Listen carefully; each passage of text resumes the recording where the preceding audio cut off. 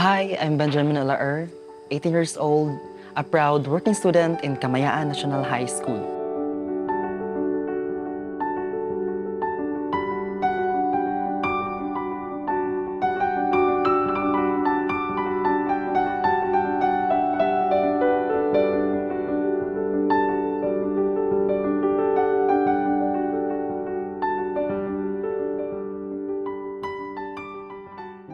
In the Philippines, around 6 million children aged 6 to 17 are out of school, and approximately 60% of adult Filipinos have not completed basic education.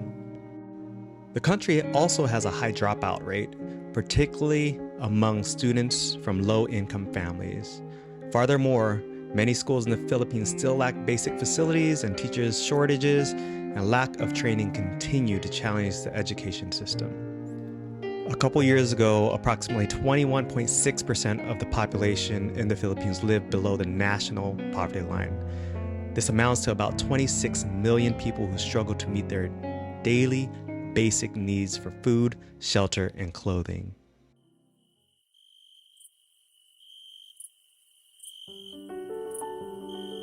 Working students in the Philippines are a very common thing to see. Working in a house by just doing house chores such as mopping, cleaning, washing dishes, and maintaining just household chores. After nag-graduate sa elementary, nakayon gud ko og dili na ko maka-proceed sa ang pag-eskwela sa high school kay ang papa driver sa construction, then uno mi kabuok maigsuon, puro nag-eskwela. Nya, dili man makaya sa akong parents nga makapaskwela ming tanan. Mong nalipay pug ko kay kitagaan ko opportunity sa akong kinabuhi nga maka-proceed og eskwela. With household chores complete and studying in a balance, Addie was able to create another opportunity through this little delicious treat called a polvoron. Lola Nila's polvoron before doesn't really taste like how it tastes today. So before, the polvoron was really not for selling or retailing. It was more of like snacks sa family, desserts for occasions like fiesta, Christmas, New Year, birthdays, ingana. It was not on her vocabulary to be selling the polvoron kay murag pastime raman sa niya ang mo make og polvoron. As time goes by, while kanang naka-idea siya nga i-sell, so nakahalin siya and then naka-decide siya to have a working student. So bali ang tanang gaston sa working student, tuition, school fees was kanang paid by the income of the polvoron. Nalipay pug ko kay kani ang bay nga gipuy-an, gitreat ko nila as a family pod, dili ra as a working student. Basta lipay jam ko og swerte jam ko nga naa ko ani nga bay gapudyo. It's not uncommon for children as young as those in elementary school to work either to support their families financially or because their families are unable to afford their education. In the US and many other parts of the world, this is known as child labor and is generally considered unacceptable. The work deprives children of the childhood and interferes with their physical, cognitive, and social development.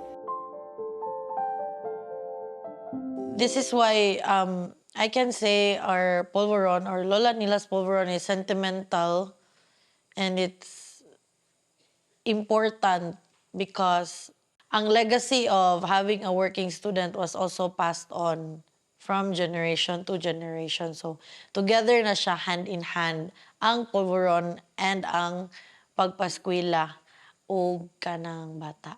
Not only it gives smile or a happy face to those who eat the polvoron, but also each piece of a polvoron can help make a future to a certain student or to a certain child. The balance of friends, family, school, work, life, enjoyment, growth is all under this household, and they become a little tribe around this little sweet delicacy. I just think about the access that we had. Schools around the corner, buses to take us if the schools weren't close, free lunch tickets, and even breakfast tickets. And who are we to say that a working student in another country where high levels of poverty, lack of access to schools, and insufficient government funds for education are just not there? Is this really wrong? Is this child labor? Or is this an opportunity that everybody's working together just as a tribe would? I don't know. He looks pretty happy. Everybody looks pretty happy. I've been with them, and they are the most joyous, fun, loving people I've ever met. We at The Pursuit of Coconuts is about people, planet, and profit. We're using the social media platform to create a social enterprise business that will support the livelihoods of low-income farmers in the Philippines. We've walked in the shoes for the last few months, we've learned about them, and now we're going to share their story more intimately through this series. So for every like, for every subscription, for every Patreon tribe member that joins us, it goes to a community that's broader than just us. We are here to change the world, and we are on a pursuit, the pursuit of coconuts.